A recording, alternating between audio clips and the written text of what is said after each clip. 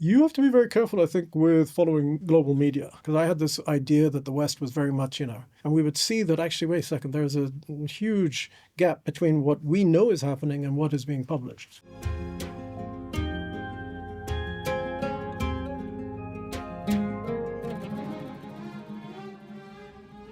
Welcome to Yalsat Nwakhda, the podcast of honest conversation and inspiring leaders. My name is Mohammed Saeed Al-Mazroui, and today we sit with His Excellency Omar Gobash to know more about his professional and personal journey, from representing the UAE as an ambassador in Russia and France, writing his own book, Letters to a Young Muslim, mastering 6 languages, and climbing mountains in Nepal and Switzerland. Abu Saif brings a unique perspective of life, culture, and success. Welcome, Abu Saif. How was your day? Perfect. I'm very happy to be here. In today's world, Your Excellency, we see that youth utilize courage as a main core value, also here in Sheraa.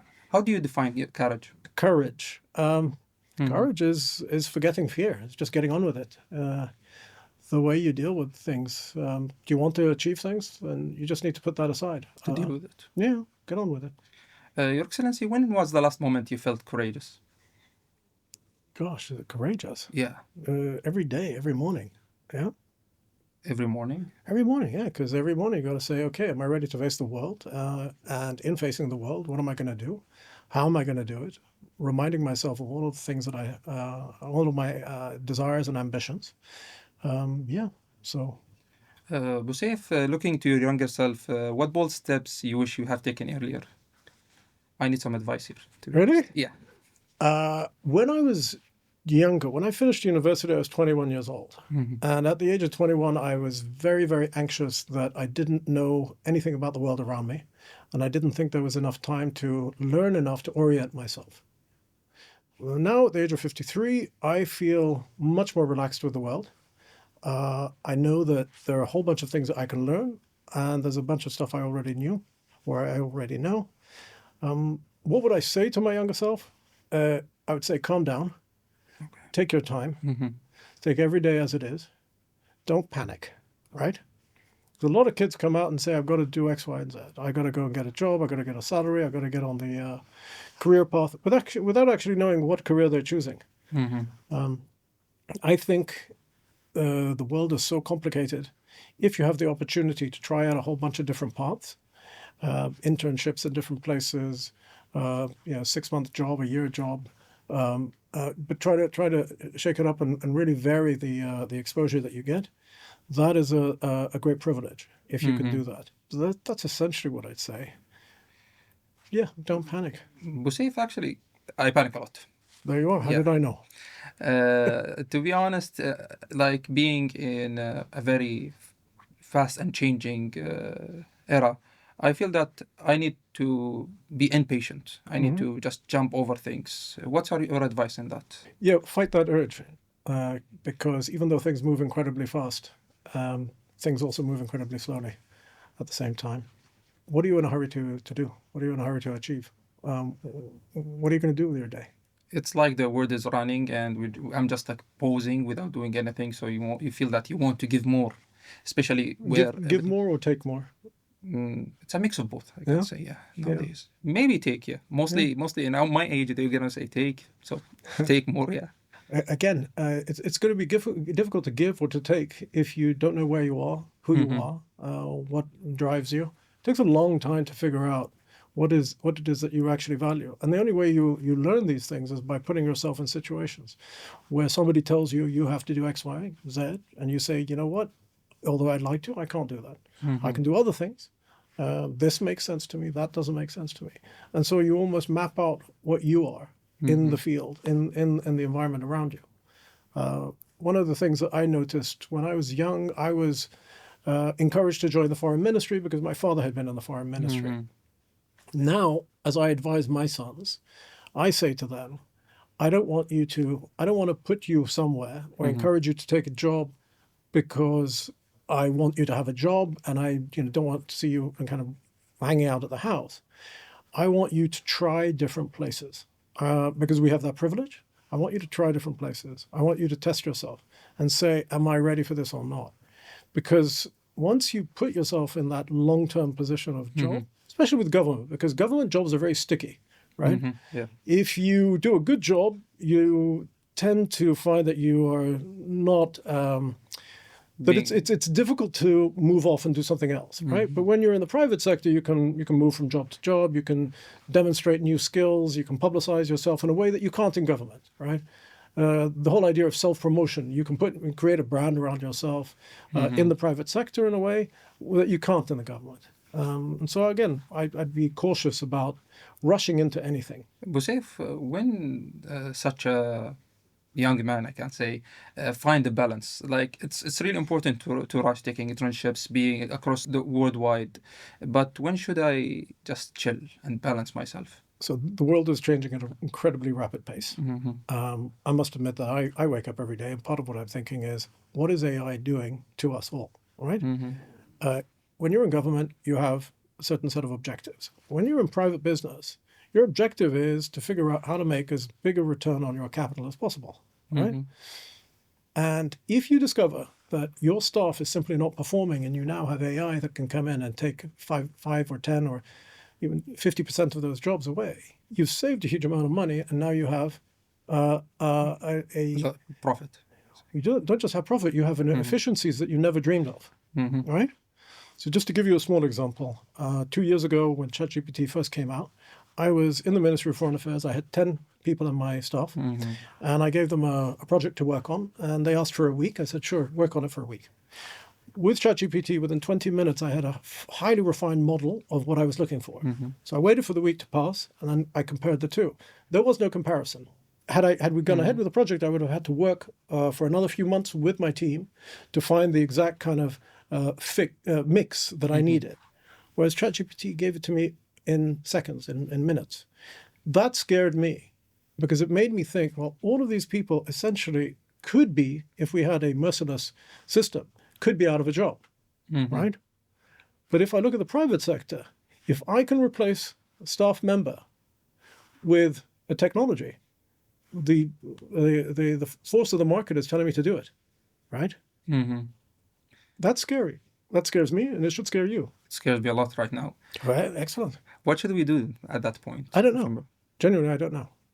It depends. You know, a lot of people are pushing AI as AI is coming. This is the idea that technology has a life force of its own. Yeah, and this is something that philosophers in the mid-century, last century, we're talking about.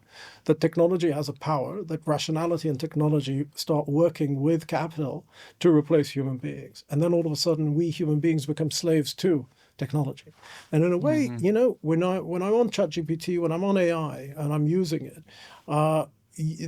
you need to be sufficiently aware of what you're doing to push back and to say, okay, well, that's not what I was looking for. I'm looking for something slightly different. A lot of people go to AI and ask for direction, right? This is where you're handing yourself over to technology. Now, do you want to have that relationship with technology? Can we avoid that relationship with technology? That's something that you guys should be asking. I had the same experience when I was in university. Actually, I had ChatGPT in the last semester of my university. So I felt, let me utilize it to its fullest. And it just gave me answers to the point. But nowadays, I feel like I am having an integration with ChatGPT to reach, for example, as ChatGPT, an integration that will let me reach to a point where I can make things 10 times faster, which is a good and a bad thing at the same time. We need to think more. Well, yeah, absolutely. But you can use it as a thinking tool. So I always use it as a suggestion machine. So, for example, I've done studies of, in taking, for example, philosophy. Philosophers from the 7th century, the 10th century, the 15th century, and then, the 20th century. For me, I haven't got the ability to draw out all the implications and the connections. But if I use ChatGPT to hint at ideas or suggest connections between these different philosophers, suddenly it becomes much clearer. So what I use ChatGPT for mostly is making connections between areas of knowledge that I already understand, but haven't been able to pull together. Yeah. So that's, for me, it's not a knowledge enhancer. It enhances my understanding of the world, right? So that's how I use it. I see other people who say, well, I asked it about the elections in the US and it got it all wrong. Okay, well, I mean, it depends on what kind of question you want to ask, right? Going back, Your Excellency, to diplomacy, you said that you entered the diplomatic sector because of a highly respected father. Yeah. Was passion playing a huge role on that also? At the time, no, not really. Bluntly, I mean, when I see younger people not knowing what they want to do and trying to force themselves into a situation, it took me years to figure out what was the right fit for me. And I think that's just going to happen more and more. People don't necessarily know what they want to do. Okay, but I have to admit, I mean, I was definitely, I lived in a very privileged kind of environment where I didn't have to get a job immediately to sort of feed myself. And that, again, that kind of created an obstacle. You know, when you have so much choice and so much time, there's nothing to force you. So that was a problem. Also, in the 1990s, our ministry wasn't this technically focused, politically oriented ministry. We had a much quieter foreign policy. We weren't out there trying to make a statement. That only started in the mid-2000s, that we started really, taking positions on different things. Now we have a very active foreign ministry, which is focused on a whole bunch of different areas. You need technical expertise. You need connectivity with all kinds of international players. You need to be able to not just hear the agenda, but push back and suggest different agendas. This is the kind of stuff that we're doing today. That wasn't available in the 1990s. Your Excellency, as an experienced diplomat, how do you navigate different perspectives worldwide? You have to be very careful, I think, with following global media. I went to Russia with a certain understanding of the world, and that understanding essentially came from Western newspapers like The Economist, Financial Times, Wall Street Journal, at the time International Herald Tribune, New York Times. These were the kinds of references that I always went back to, because I had this idea that the West was very much, it was very innocent, that the West didn't have any kind of stake in anything other than objective analysis of the facts. Brilliant. I was sorely mistaken. And that really came out when I was in Russia. I spent 10 years as ambassador in Russia, and I got a very different perspective. And I would mix with Western journalists, and I would read what they were writing, and we would see that actually, wait a second, there's a huge gap between what we know is happening and what is being published. And so that made me understand that you really need to understand how things are being distorted. You need to understand how important it is to know the truth. But you also need to think, okay, even if this is the truth, but the trend is in this direction, maybe our interest is following the trend. But you're following the trend with a certain consciousness of what's going on, right? Saif, again on diplomacy, you talked about finding the truth, but sometimes following the trend. How do you reconcile when the truth doesn't follow the trend at all, from an ethical standpoint? Your questions have been remarkable today. I really am impressed. So in the sphere of diplomacy, occasionally you'll find a situation where, because you're on the ground, you can see things in a certain way. And you can tell that there is a global perception or a global kind of image that is created that is at some distance from that. So you can say that, it's not a reflection of the truth. There is, a political agenda. There is, a political agenda at work. Well, how do you, as a diplomat and as a country, react to that? Well, fundamentally, you need to say, where do my interests lie? Am I going to stand up and say, everybody, global community, this isn't entirely the truth? Or do I say, okay, fine, how do I avoid the potential damage that may emerge from going against this trend or actually going along with a trend? And often you'll find also that these trends of perception and perception management are so powerful that even people who are running the show are unable to change that perception. There's a kind of a momentum that is unstoppable. And I find that, it's worrying. It's worrying, but it also gives me hope, because behind the scenes, there's an ability to actually interact with key players and say, you know what, you can avoid a disaster if you actually recognize that the situation is slightly different. So as I was saying, that trend becomes so powerful that the people who are basically emitting it begin to believe it, right? That's where some of the difficulties come up, I think. I guess this is a sufficient answer from our perspective, Saif. Thank you very much. As much as we are consuming a lot of information nowadays, How can we analyze such information to positive change? I wanted to know more about how can we utilize the information. To be honest, I think it's very difficult, if you don't mind me saying. As I age, I realize that the only things that I can control are the things that are around me. And even there, it's not so clear.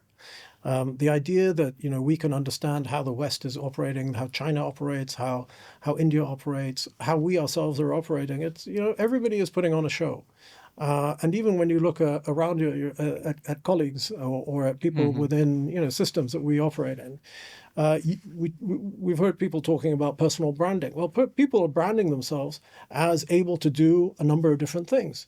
And then you discover that, wait a second, there is a lot of hype here, but where's the reality? Yeah. Mm-hmm. So I think actually your life is much more difficult than we actually imagine. I see that in different level of analysis, especially like being around people in our community or being working in such prestigious places or in an international stage. I feel that we need to communicate better always, and using diplomacy for sure as a main tool. Your Excellency, diplomacy as a tool, where can we find the middle ground between utilizing diplomacy as a diplomat and as an entrepreneur who faces investors every day? Oh, yeah. Some negotiation skills, maybe? Yes. Look, I never got a training in diplomacy, so I'm probably not the right person to ask. We do have a diplomatic academy that trains diplomats, but I always I treated diplomacy as how can I differentiate myself from the rest of the diplomats, and one of the ways in doing that one of the ways to do that is to be politically incorrect, perhaps humorous. Definitely not traditional. Your Excellency, what trait do you see that every leader worldwide from your experience, one trait that it's in common between them? Well, they're at the top. Oh. They're actually on the top.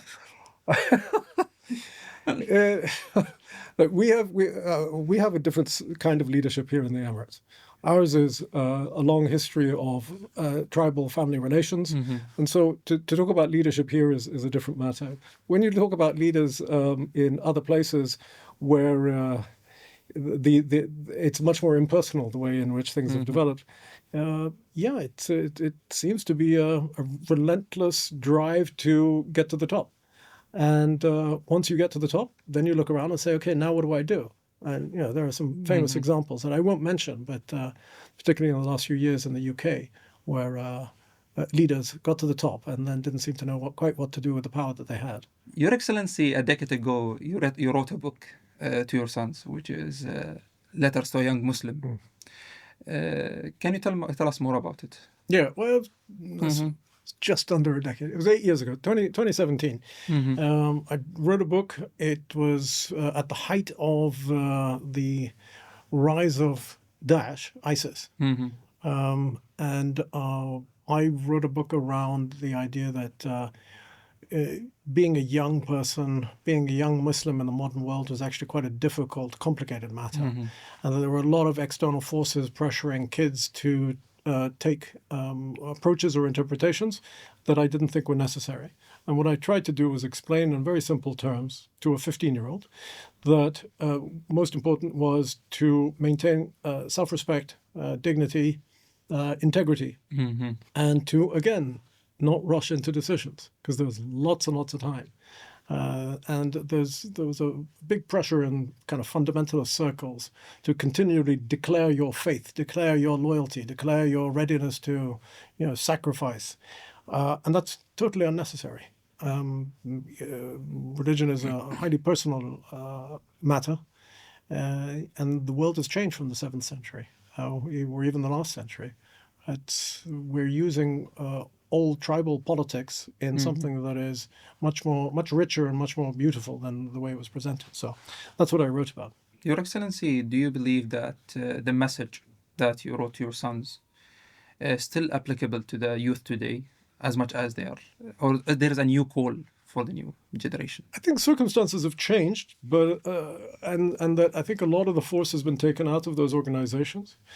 But I still think that it's incredibly important for young people to listen to their own internal voice that there is a gut reaction to what you hear and see, that people shouldn't be led on by others. There's a lot of good faith and naivety that it can get exploited. I think that still applies.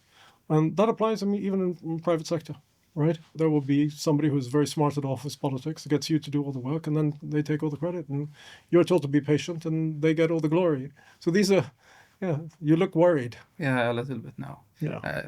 Because, being in this generation, things are moving really fast, and this is just making me a little bit nervous, which is normal, especially with AI, especially with what's happening with the globalization, let me say. And being in depth in politics, like some of the youth are engaged in politics, and some don't want to engage about anything. Your Excellency, do you believe finding the balance is essential to becoming a well-rounded global citizen? I'm not sure even that I think of a global citizen. I think in terms of where we are. I want to be a citizen of the Emirates. I want to be an Emirati citizen of the Emirates, and to do that in the best possible fashion that I can. I have access to a history post-1971, but then there is a deeper history, which is the Trucial States going back 200, 300 years. These are all elements that we have access to and a right to access. And that's where I think, I locate myself. I don't think of myself as a global citizen because I want attachment to a place. I don't want to be so lacking in identity that I'm fine anywhere in the world. It's just, maybe again, that's maybe me aging, but I have a great respect for tradition. And I think we need to be looking back to the tradition in a way that empowers us rather than kind of limits us.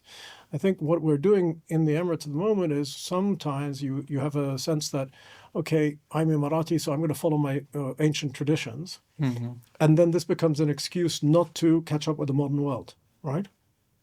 And on the other hand, there is the kid who says, I give up on all my traditions, I'm going to do everything, and I'm going to figure my way out. Again, there is a balance, but it's a balance in the local environment.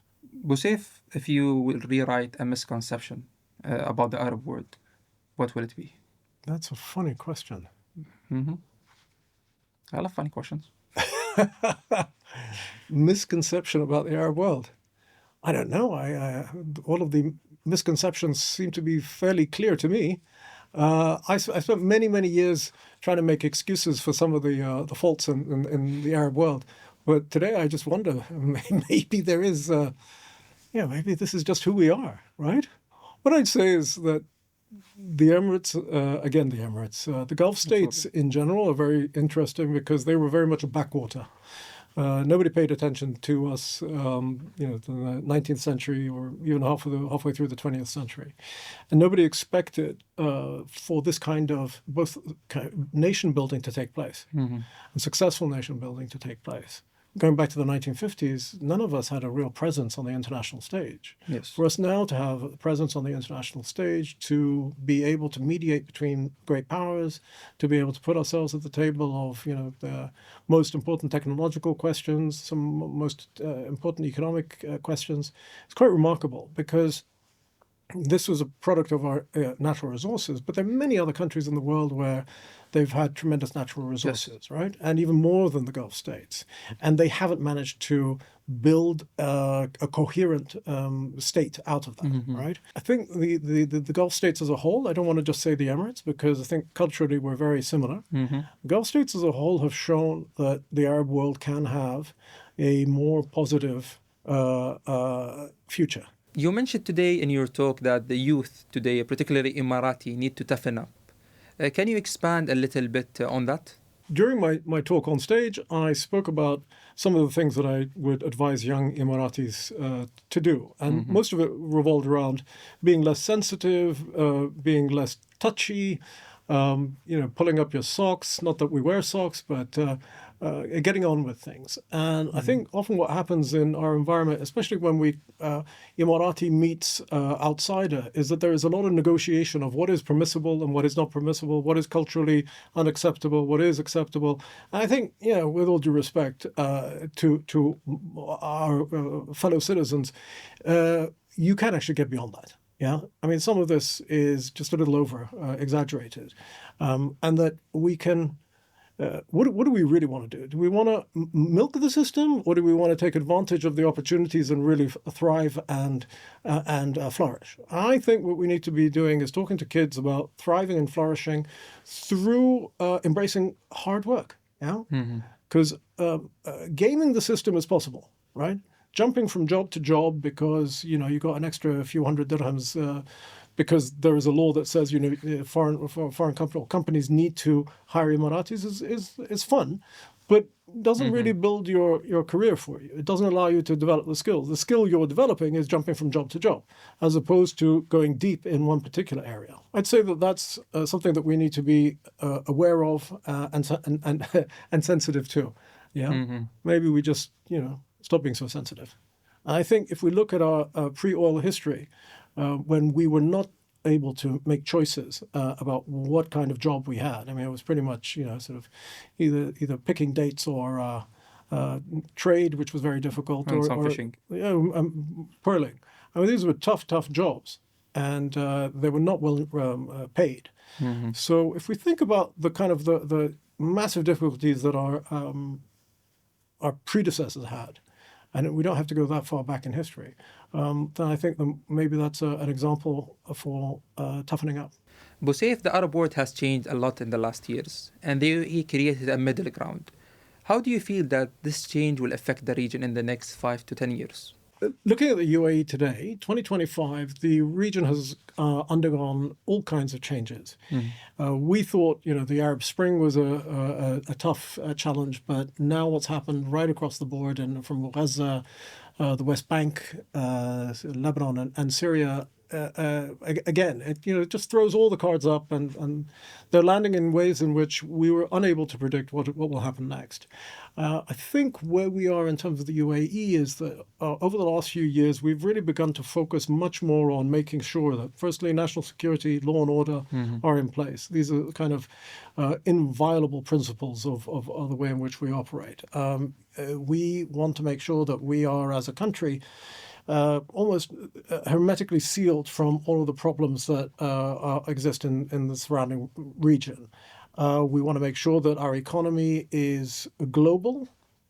That's why we've signed all of these economic partnership agreements with a ton of countries over the last couple of years.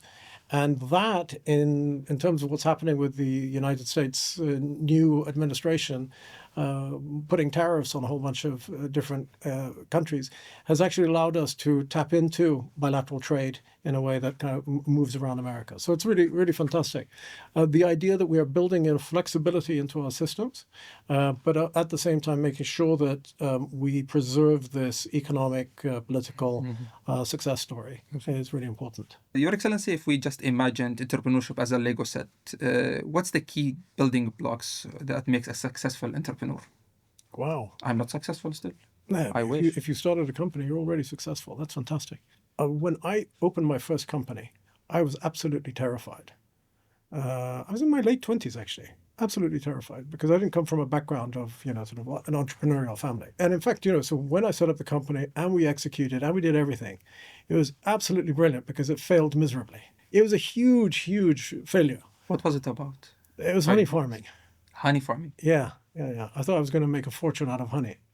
That's interesting. But I didn't. I lost a fortune making honey. But it was very exciting because once I got over the fear and I began to see things actually happening, I realized that there's a connection between an idea and the world changing around you. Now, it didn't work, but it allowed me to approach the next company with maybe 10% fear, and the one after that with even less. I tried a few different ventures, and most of them didn't work. Then one of them did, and that's where we are. How can you buy some shares from your company? I'm sure it's successful. Well, yeah, I mean, you might not agree with the price, but... Let's see. We're going to talk about it. Your Excellency, from your experience as an entrepreneur and working as a diplomat at the same time, what do you see as similar? Okay, so let me be clear. When I joined the Foreign Ministry, I wasn't in business. I left the Foreign Ministry for a few years, and where I did, I was involved in non-profit ventures and with educational institutions. I did a whole bunch of things in the arts and so on. All of that was essentially out of the scope of my. I mean, it wasn't when I was working. When I joined the Foreign Ministry again in 2008, I didn't do any business whatsoever. And it's very, very important to understand this. When you're in government, you should be devoting all of your time to government. That's the whole point of working in government. And that's what I did. Now, I allowed others to run my business for me. And then over the last couple of years, I've got a slightly different relationship with my work, where I've been given permission to pursue the business that I was working, and I do that with a little more attention.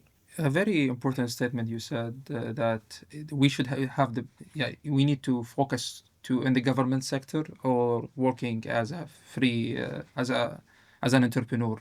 You have a responsibility. I mean, if you've accepted the responsibility of working for government, then you must put all your focus into that. You can't sort of work 50%. Or put in 50% of effort and save your effort for other things later. Because this is actually my problem right now, working a full-time and having a company in the same field. So it's a mix of both. Yeah. Your Excellency, in a previous statement, you described soft power as a reflection of identity and culture. Today, entrepreneurship has become a platform for representing values and identity in the global stage. How can an Emirati represent themselves, their company, and the UAE values in a global stage? Can I turn the question around and ask why is that important for you or for anybody else? If you've got a company and you are focused on developing that company's services, goods, whatever. Yes. Why do you then have to worry about how it's going to be perceived, whether it aligns with, sort of the Emirati government official position or who we are and how we are? Why not just focus on the government, or rather, why not just focus on the business that you're doing? Why do you have to see it as a form of soft power? To be honest, Your Excellency, it's more about giving back. So we took a lot from the country. We learned a lot. We had free education. We had so much from the country. It's time to give back. But how can we say, what's your advice in regards to how can we showcase our positive values? I think very simply, as I said in the talk that I did on the stage, solidarity with other Emiratis. So if you can hire an Emirati, why not? If you can train one, why not? If you can mentor an Emirati, why not? If you can, instead of buying from somebody who's just turned up in the country and is going to be here for a year before they leave, why not support your fellow Emirati in their company? That's where I think the real, the communities or ethnicities tend to come together and support each other. If you want to contribute to the UAE and to give back, you should be giving back, I think, by supporting your fellow Emirati in the private sector, if they're in the private sector, because that's where the real competition is. And that's where you're made or unmade, right? And I've seen, spending time with other ethnic groups here, I've seen the solidarity that they have with each other, right? Whether it's village, town, state, country, they have a common language, they support each other, and that's exactly what we should be doing. Absolutely. Thank you very much. I totally agree. For my company, I guess we are all Emiratis. I guess this is a good head start. So I wish it's going to be great. Your Excellency, I asked this question last time, and I need to ask it again. I didn't answer? Yeah, I need an answer today. Okay. No, it's a very general question. Yeah. What was the biggest challenge or failure you went through? Gosh. And gave you a really valuable lesson? There are so many. I wouldn't know which to choose. What did I say last time? Come on, help me. Just choose one. Just choose one. Not in diplomacy. Just make it easier, maybe. I would say that there have actually been a lot. And I think everybody I know has faced issues where their fundamental beliefs have been challenged, their model of the world has been challenged, their expectations have been overturned. I don't think that there's any specifics that I can throw out there right now. But, when you ask me about courage, the courage is required every time you think, wait a second, the model of the world I had doesn't make sense anymore, right? And sometimes it can be something in the work environment or in the wider community here. Things don't make sense. I see some video that all of a sudden turns upside down my understanding of Emirati society. We all have all of these stable points in our lives, right? Mm-hmm. And sometimes those stable points are pushed. But it can be as simple as, look, AI appears. And it looks like an amazing opportunity, but it also makes me think, okay, fine, I may only live another 200 years, but my children, right? How are they going to face the world? And that begins to make me wonder. So I get anxious. Mm-hmm. And a lot of people I know will also get anxious. And in spite of, their position, they think, okay, look, we're in a position where we are making policy, advising on policy, making predictions about how the world will evolve.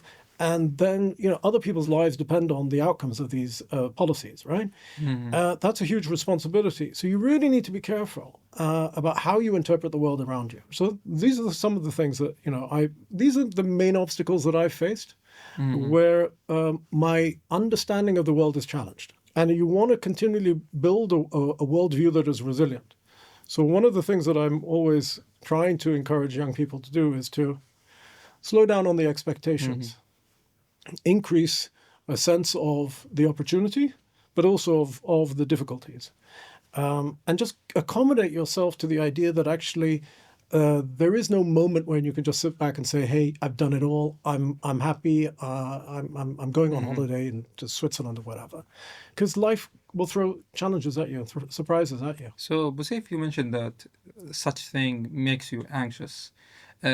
What's like a daily habit that you do that will let you just have this balance before you start your day?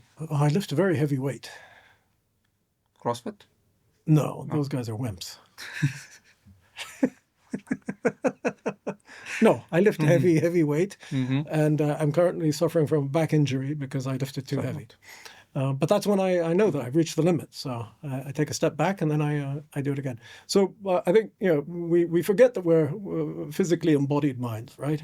That the body is what carries this brain around, and you really need to understand your biochemistry before you go off and start fantasizing about world domination. Yeah. So Figure out how your body works first. So, Busef, you push yourself to the limit always. No, not always. No, just in the morning. Just in the morning. Busef, what about climbing mountains? Yes. Why do you climb mountains? Just wondering. Well, I got heavier, so I became more difficult. So I haven't been climbing that much. But I did, yeah. I mean, up until about 2018, I was climbing quite a lot because of the clarity of the objective. There are a number of paths up a mountain. You get to the top, you've achieved the objective, then you have to figure out how to get back down. So 2 objectives, I suppose. Busef, how this shaped your approach in handling personal and professional challenges? Well, it tells me that the thing about climbing is that it allows you to devote your energy to an objective, right? Of course, there's also being exposed to the elements and being put in positions where you should be afraid, but you have faith in the technology of the ropes and all the metal devices that you have, and because you've got a good guide, right? I'm not a professional mountaineer, but these guys are fantastic. So just being able to say, okay, human ingenuity has figured out how we can get up a mountain, how to sort of hang off the edge of a cliff, and just look around and observe the world. It's a remarkable perspective, and a kind of a privilege as well. Yeah, it's just appreciating the pain, the fear, the cold, and there's very little you can do. If you're halfway up a mountain or halfway up a cliff face, you either get to the top or you figure a way out to get to the bottom. There are not many people who can come and help you out. So that's a sense of when you have to rely on yourself and your team. There's a lot of trust in that. Well, you don't have much option, right? Yeah. I mean, I did see one guy try to cut my rope, but no, of course not. Okay. No. Busef, can you give me some tips in regards to hiking? Because I'm thinking to start. I know it's climbing, not hiking, but... You're very kind, very kind. Yeah. I just walk. Yeah, but even walking can be quite painful. Yeah. Get ready to have lots of blisters on your feet. I guess we will never know until we start. Absolutely. Absolutely. Mohammed, your questions have been remarkable today. I really am impressed. I still remember that I wrote a piece in university that says there is a turning point of giving at a point. So I feel that today youth should give back as much as we can. But how can we do that? How can we let them do that? Okay, when I was a kid, we had the same idea of giving back. But maybe there's a different way in which we look at it. Government has been, and we have been part of government, has been creating opportunity, right?